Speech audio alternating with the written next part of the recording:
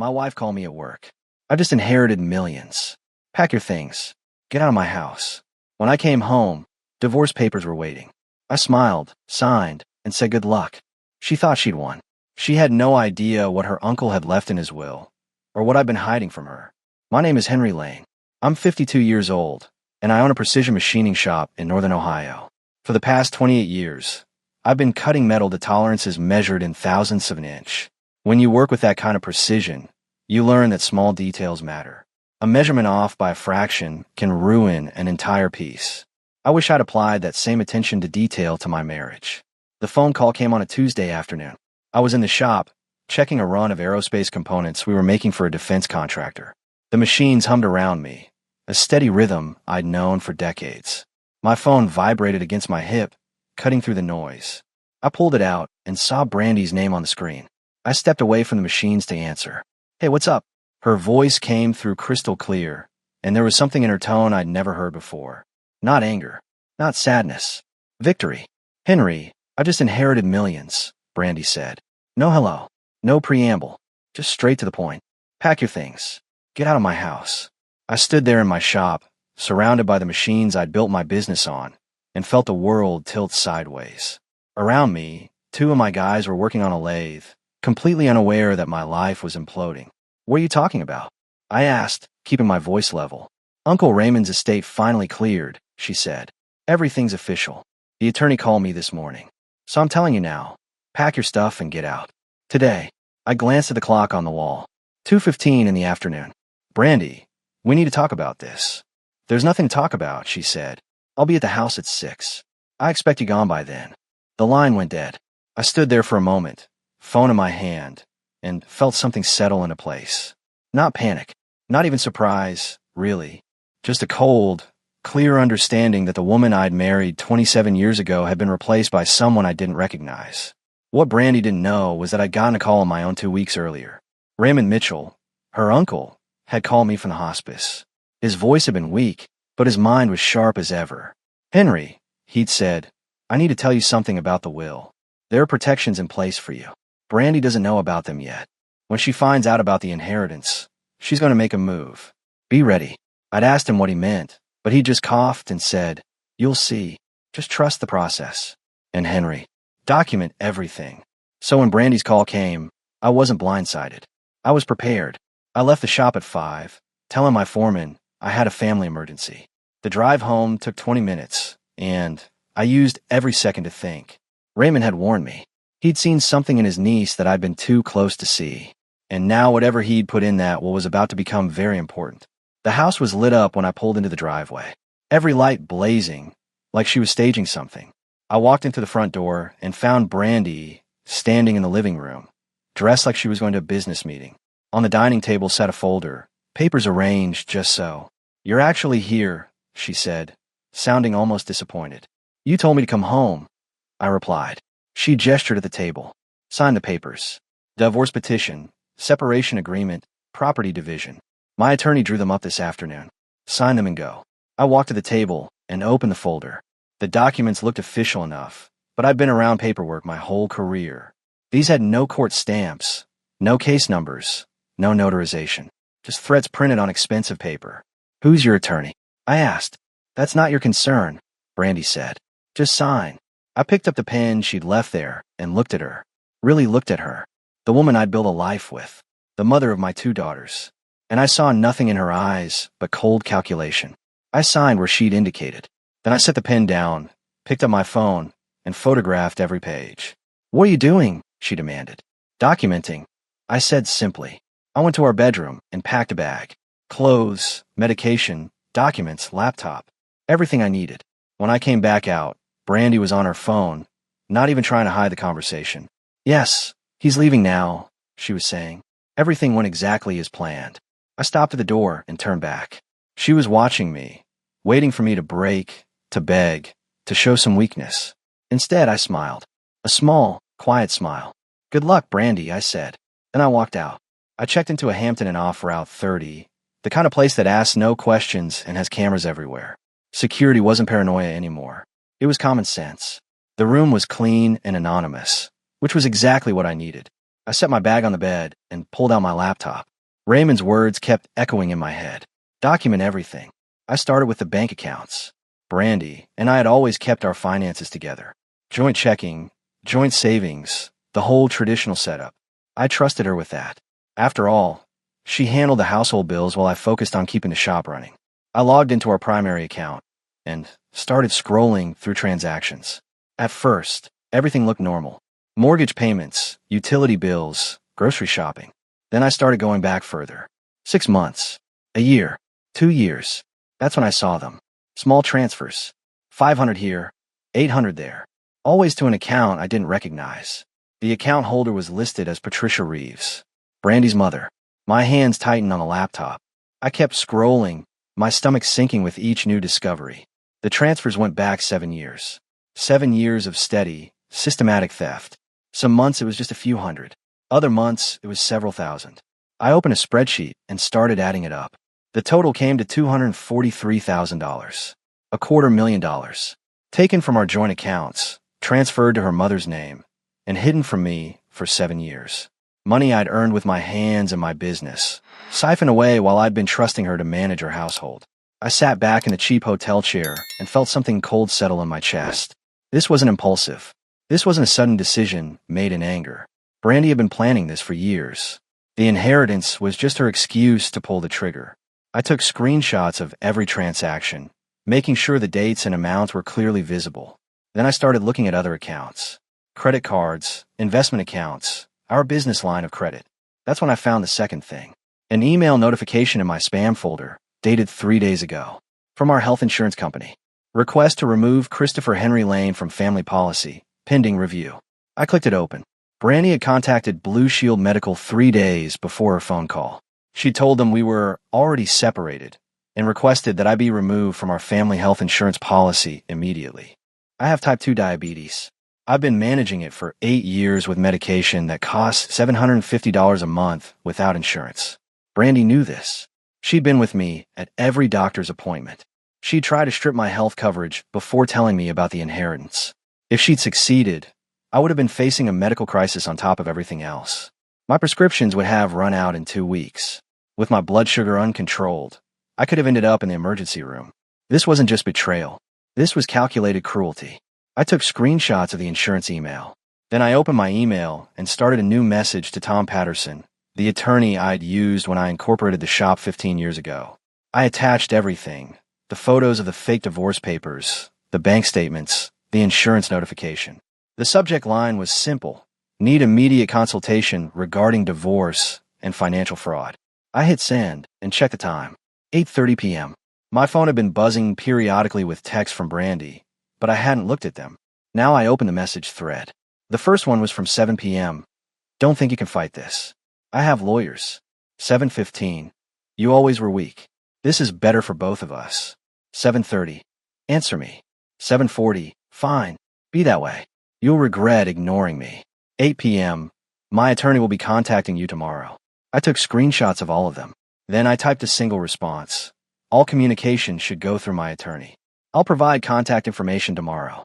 Her reply came within seconds. You can't afford an attorney. I set the phone down without responding. Let her think whatever she wanted. Raymond had warned me this was coming, and he'd clearly had his reasons.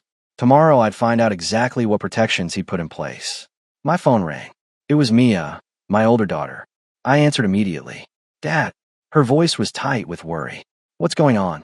Mom called me saying you moved out. Dad, what's going on? Mia asked again. I could hear the worry in her voice, and it cut through me. Mom called me saying you moved out. She's saying things about the inheritance and lawyers. I sat on the edge of the hotel bed and chose my words carefully. Your mom and I are having some serious problems, honey. I'm staying at a hotel for now. But I need you to know that whatever happens between your mother and me, it doesn't change anything between you girls and me. She said you left her, Mia said. Her voice had an edge now. She said you couldn't handle her success. That stung, but I kept my voice steady. That's not what happened. When things settle down, I'll explain everything. But right now, I need to ask you something. Did your mom ever mention anything about your medical school loans? There was a pause. She said she'd help me with them once the inheritance cleared. What? Just curious, I said. How much do you still owe? About $180,000, Mia said quietly. I'm in my second year. It's a lot, Dad. I was counting on that help. My stomach dropped. Brandy was already using money as leverage against our daughter. Don't worry about it. We'll figure something out. Dad, you don't have that kind of money, Mia said. The shop does okay, but not medical school okay. Let me worry about that. I told her. You focus on your studies. I love you, Mia. After we hung up, I sat in the silence of the hotel room and felt the weight of it all. Brandy wasn't just going after me. She was positioning herself to control our daughters through their finances. My phone buzzed with an email. Tom Patterson, my attorney, responding already. Can meet tomorrow 9 a.m. This looks serious. Bring all documentation.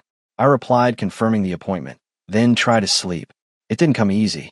The next morning, I arrived at Tom's office 15 minutes early.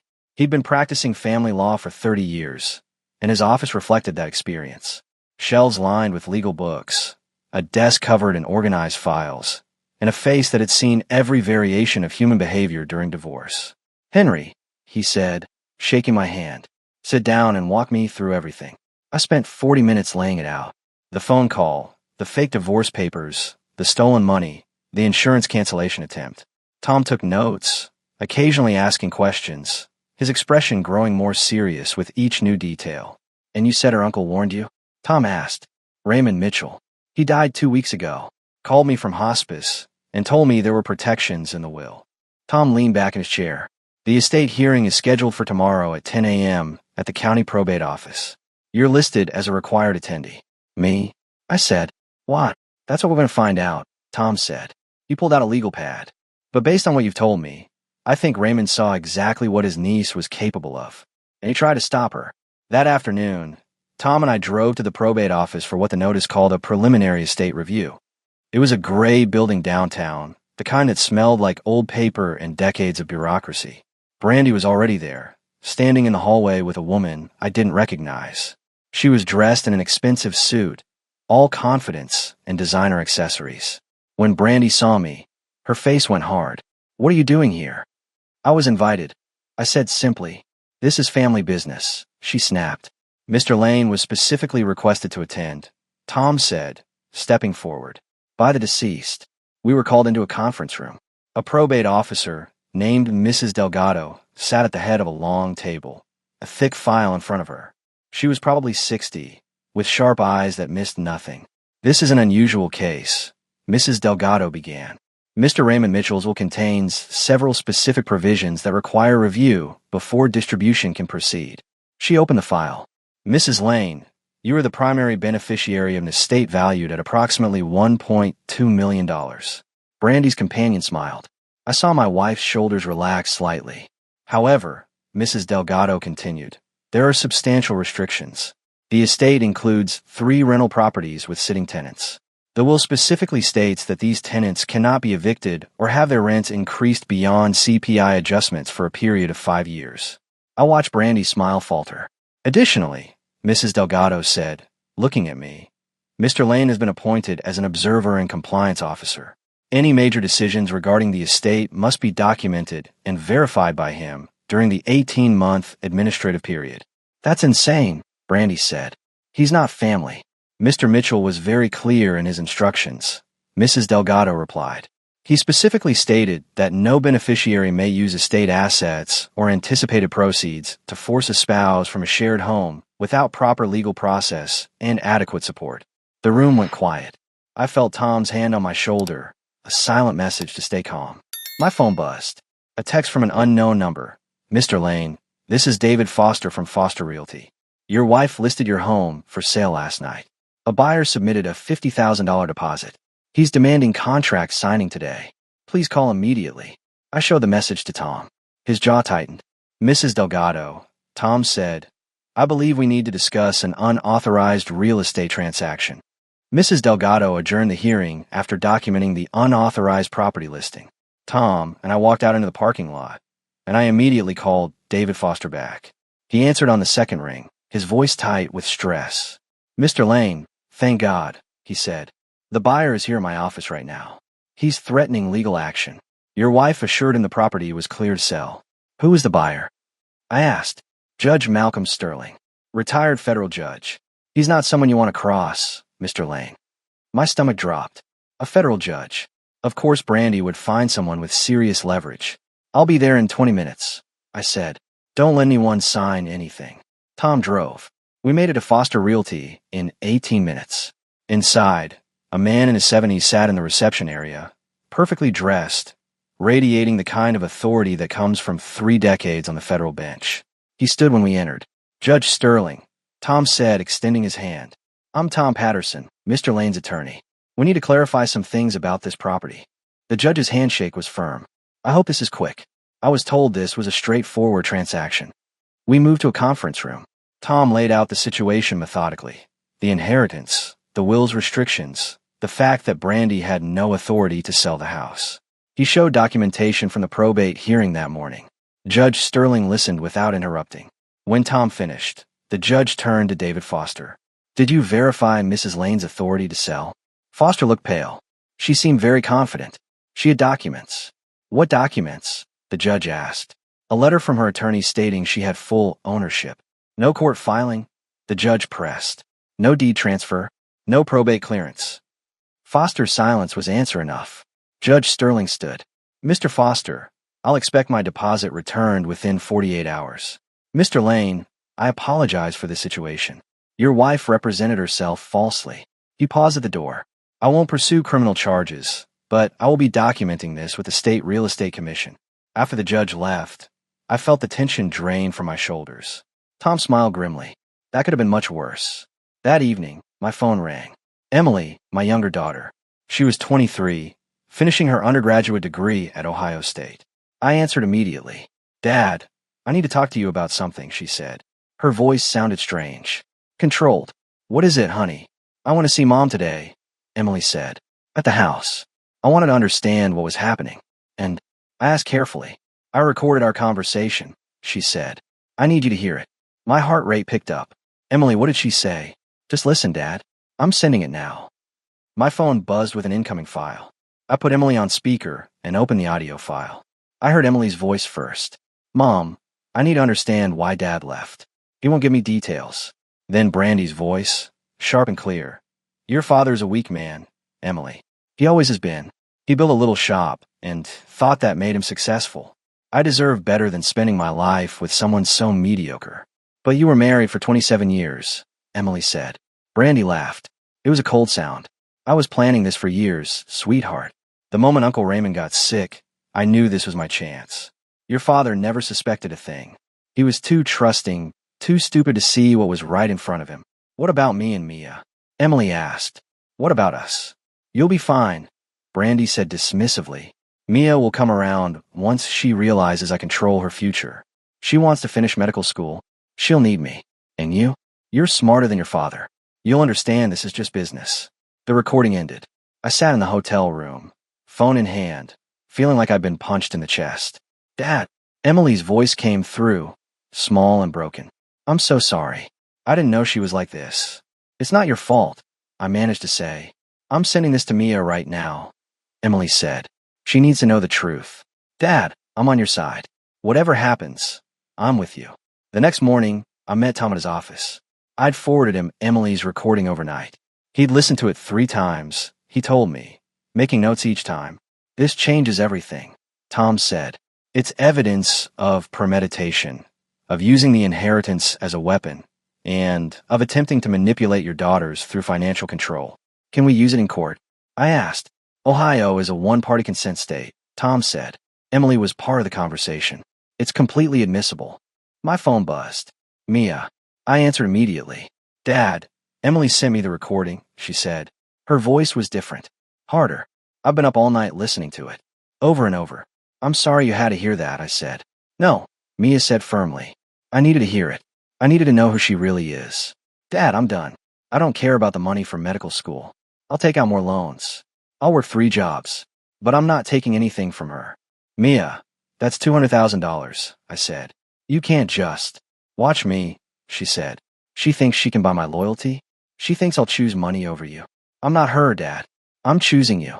After we hung up, I sat there feeling proud and heartbroken at the same time.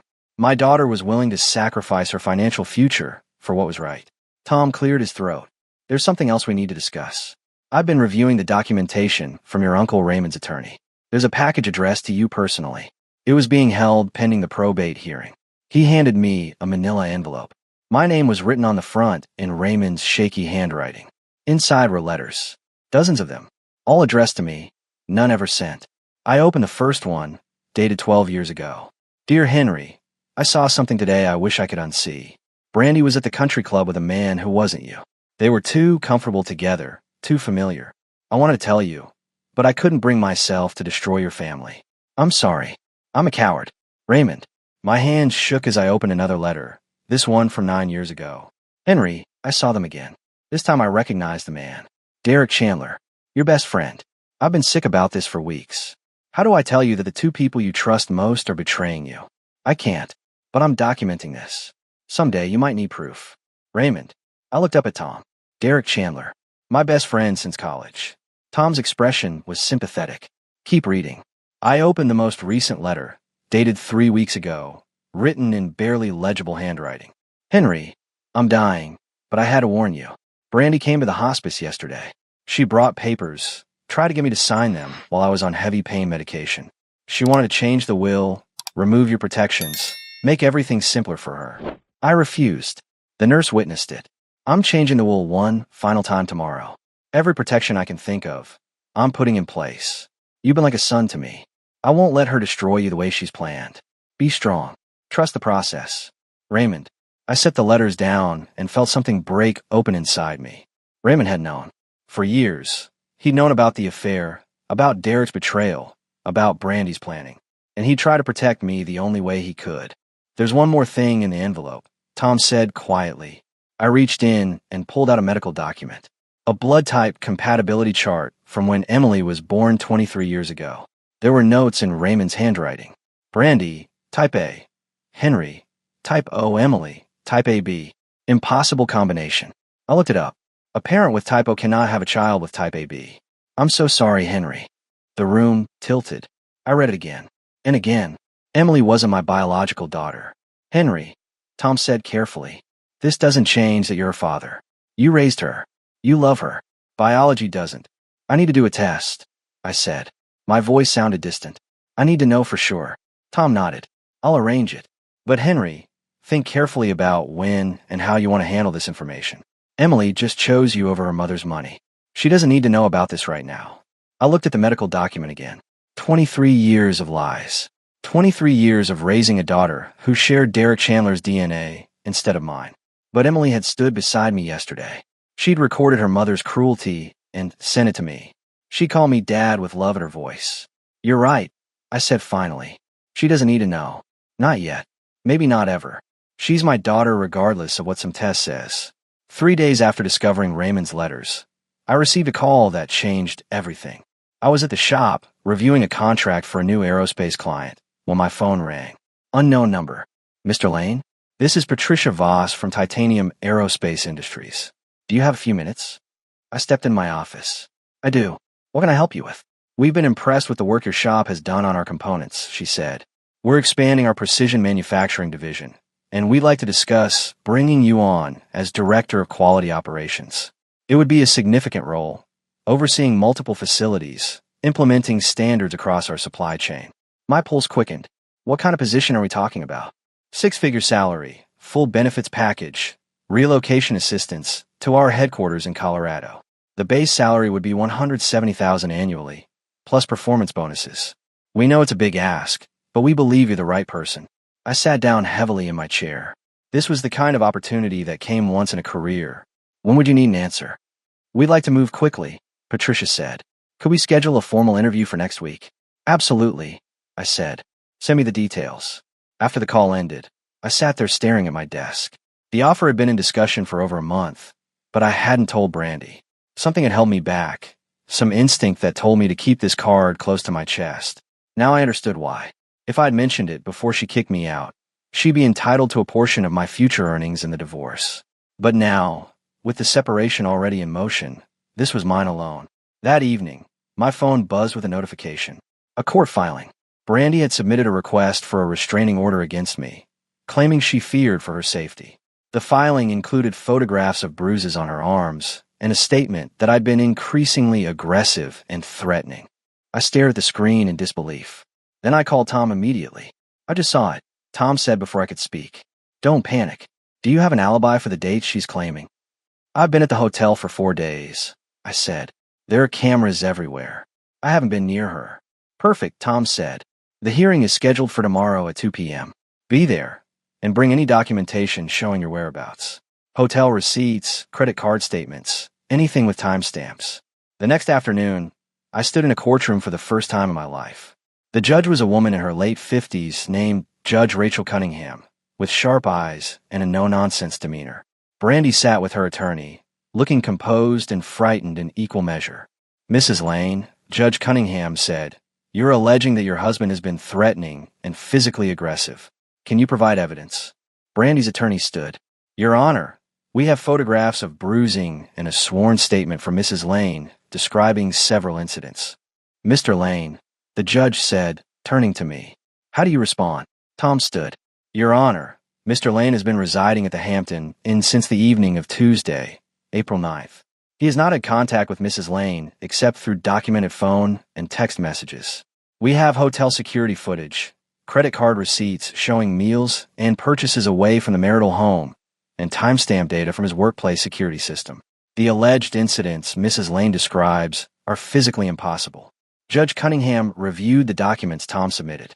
Her expression hardened. "Mrs. Lane, these receipts show your husband was 20 miles away during the times you claim he assaulted you. Can you explain this discrepancy?" Brandy's face went pale. The dates might be wrong. It was traumatic, I may have." "Mrs. Lane," the judge interrupted, her voice cold. "Making false statements in a request for a restraining order is a serious matter. This order is denied. Furthermore, I'm noting in the record that this appears to be a malicious filing. If you waste this court's time again, there will be consequences." Brandy's attorney looked like he wanted to disappear. As we left the courtroom, I saw Brandy standing in the hallway, her face twisted with rage and humiliation. She tried to paint me as violent, and the judge had seen right through it. Tom pulled me aside. "That's going to hurt her credibility in the divorce proceedings.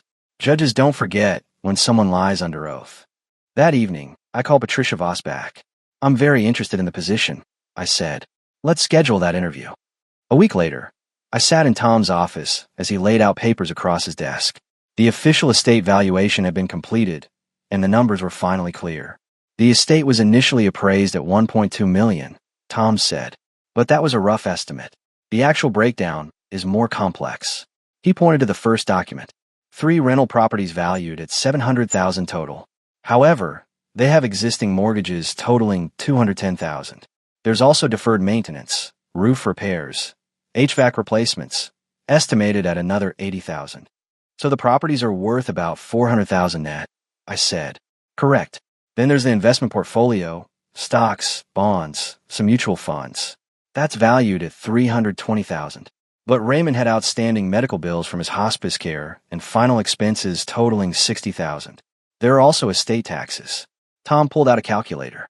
"After federal estate taxes, state taxes, outstanding debts, and mandatory legal fees, the liquid assets available to Brandy will be approximately $400,000.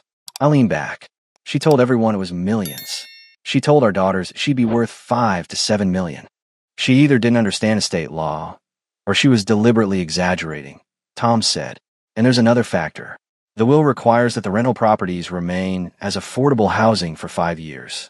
Brandy can't sell them, can't substantially raise the rents, and has to maintain them properly. Those properties will generate maybe $2,000 a month in net income after expenses. She's essentially locked into being a landlord for half a decade. $400,000 liquid and some rental income, I said. Less than she stole from our joint accounts over 7 years. Significantly less, Tom agreed. And here's where it gets interesting. He pulled out another document. I did some checking. Brandy has been borrowing money. I found 3 personal loans totaling $65,000. All taken out in the past 2 months. She told the lender she had a major inheritance coming and used it as collateral. Who did she borrow from? 2 from friends, 1 from her brother. She promised them all 20% returns once the estate cleared. She's been spending like the money was already hers. I felt a cold satisfaction settle over me. So when she gets $400,000 instead of millions, she'll have to immediately pay back $65,000 plus interest, leaving her with about $320,000. Tom said. And she's been living in that house without making mortgage payments for 2 months, claiming the estate would cover it. The bank is getting impatient. My phone buzzed. It was a message from an unknown number, forwarded by Tom's office. I opened it and saw a scan of a document, a lease agreement. Brandy had rented a luxury apartment in Columbus, a high-rise downtown. The lease was for 2 years at $4,000 a month. She signed this yesterday, Tom said. She's planning to move into a place that costs $96,000 over 2 years. She thinks she's rich. I did the math in my head. $320,000, minus the apartment lease, minus living expenses, minus maintaining the rental properties. In 2 years, Brandy would be close to broke. What about the shop? I asked. What's her claim on it? The business was established before the marriage, Tom said, but the growth during the marriage could be considered marital property. However, given the evidence of her theft and the fact that you can prove she systematically drained marital assets, I think we can argue for a minimal division. You might have to buy her out for $50,000 to $75,000, maybe less, given her behavior. And my new job offer. Colorado is a fresh start, Tom said. The salary begins after the separation date. It's yours alone. She has no claim to it. I sat there, pieces falling into place. Brandy had destroyed our marriage for an inheritance she'd wildly overestimated. She'd borrowed against money she didn't have yet. She'd rented an apartment she couldn't afford. And she'd done it all while believing I'd be left with nothing. That evening, I was back at the hotel when my phone rang. It was Derek Chandler, my former best friend. I stared at the name for 3 rings, then answered. Henry, he said, his voice uncertain. We need to talk. I don't think we do, I said calmly. Look, I know things are complicated right now with you and Brandy. Complicated, I repeated. That's an interesting word choice, Derek. There was a pause. She told me, I know you've been sleeping with my wife for over a decade, I said. My voice was steady, controlled. I know you stood up as best man at my wedding while planning to betray me. I know my daughter Emily is biologically yours. Henry, I'm going to say this once. I interrupted.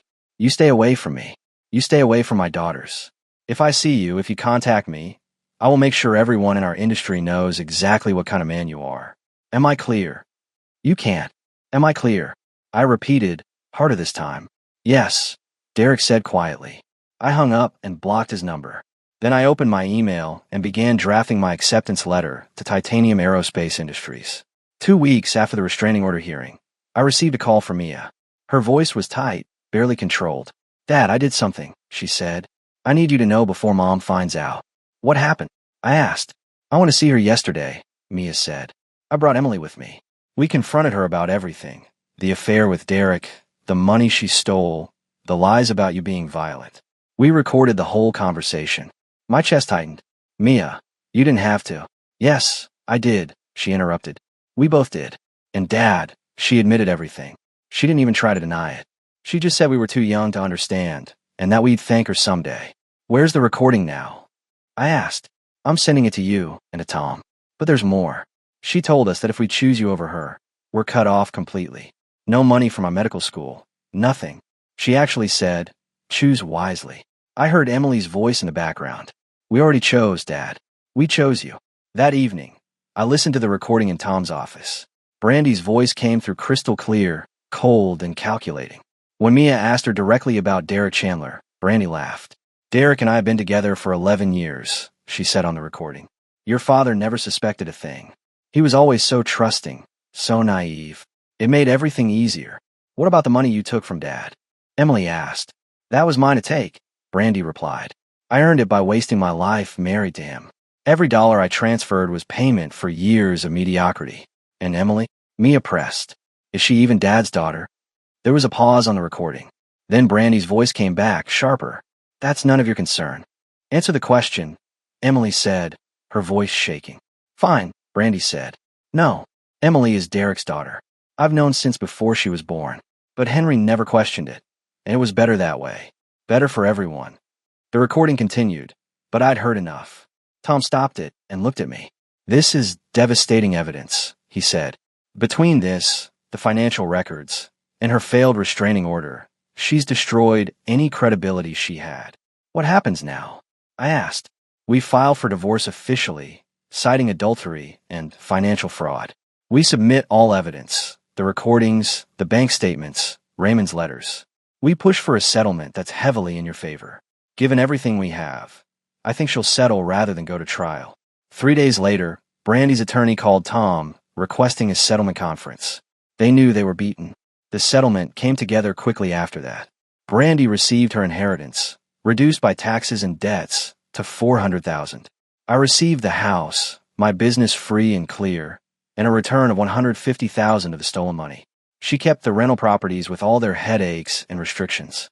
The divorce would be finalized in 60 days. I accepted the position with Titanium Aerospace.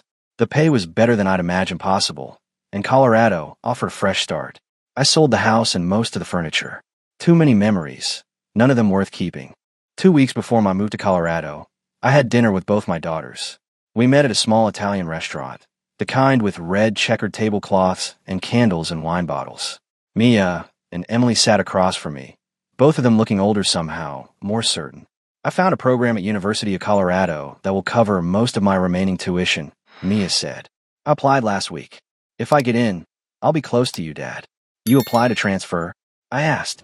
I'm not staying here, she said firmly. Not near her. Colorado sounds like exactly what I need.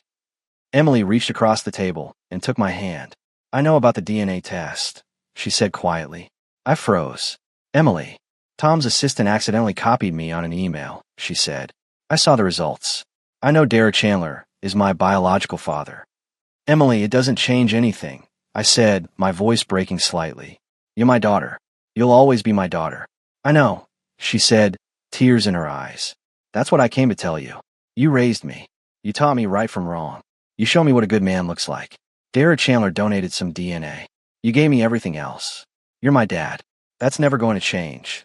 I couldn't speak. I just held her hand and let the moment settle around us. We're a family, Mia said. The three of us. That's what matters. Not her, not Derek, not the money. Just us. 8 months later, I stood in my new apartment in Denver, looking out at the Rocky Mountains in the distance. The view still surprised me every morning. Colorado had been good to me. The job was challenging and rewarding. The people were professional, and the salary had changed my life completely. My phone buzzed with a message from Mia. See you tonight at 7. Emily's flight lands at 6:15.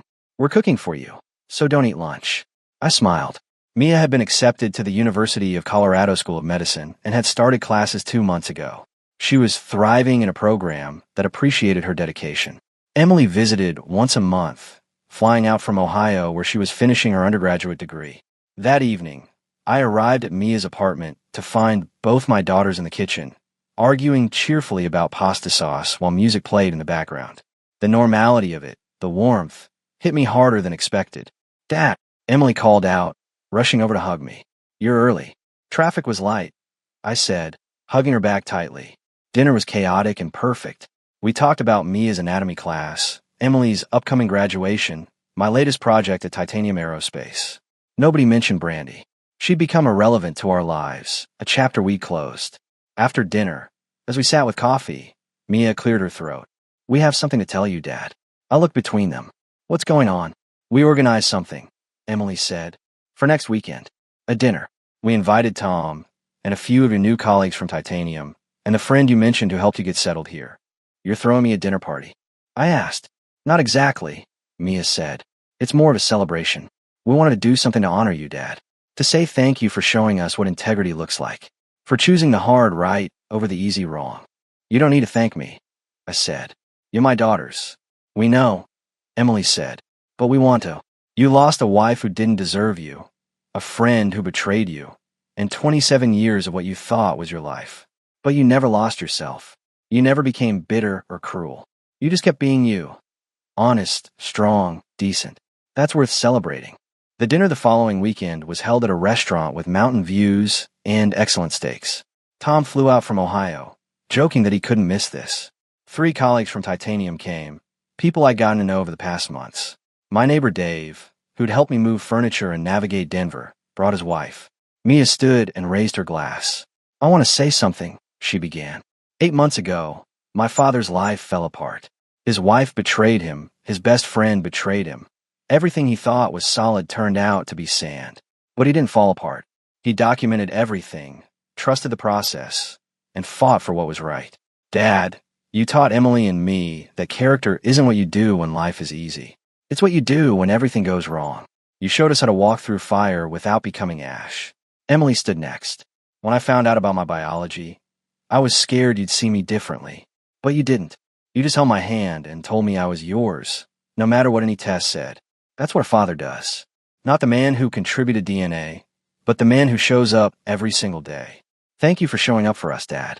Always. I looked around the table at these people, my daughters, my attorney who became a friend, my new colleagues who barely knew my history, but had come anyway. These are my people now. This was my life. I didn't do anything special, I said when I could finally speak. I just refused to let someone else's betrayal change who I am. I refused to become bitter or vengeful. And I held on to the two most important things in my life, my daughters and my self-respect. Tom raised his glass. To Henry Lane, a man who won by refusing to play dirty. Everyone drank to that, and I felt something settle deep in my chest. Not happiness exactly, but something better. Peace. Certainty. The knowledge that I'd come through the fire and hadn't compromised myself in the process. Later that night, as I drove home through Denver's quiet streets, I thought about Brandy. I'd heard through mutual acquaintances that she was struggling. The rental properties were proving difficult to manage. Her relationship with Derek had fallen apart when the money proved less impressive than he'd expected. She'd had to move out of the luxury apartment she couldn't afford. I didn't feel satisfaction at her troubles. I didn't feel anything at all. She'd become a stranger, someone I used to know, someone who'd made choices that led her to where she was now. I pulled into my parking spot and looked up at the mountains, dark against the starlit sky. Tomorrow I'd go to work on projects that challenged me. Tomorrow evening I'd video call with Emily about her graduation plans. This weekend Mia and I would hike one of the trails she'd been wanting to try. I'd lost a wife who never valued me. I'd gained daughters who chose me every single day. I'd lost a business that was comfortable. I'd gained a career that pushed me to grow. I'd lost a life built on lies. I'd gained a life built on truth. As I walked to my apartment, keys in hand, I realized something important. Brandy had tried to destroy me with her betrayal. Instead, she'd freed me to become who I was always meant to be. And that was the greatest victory of all.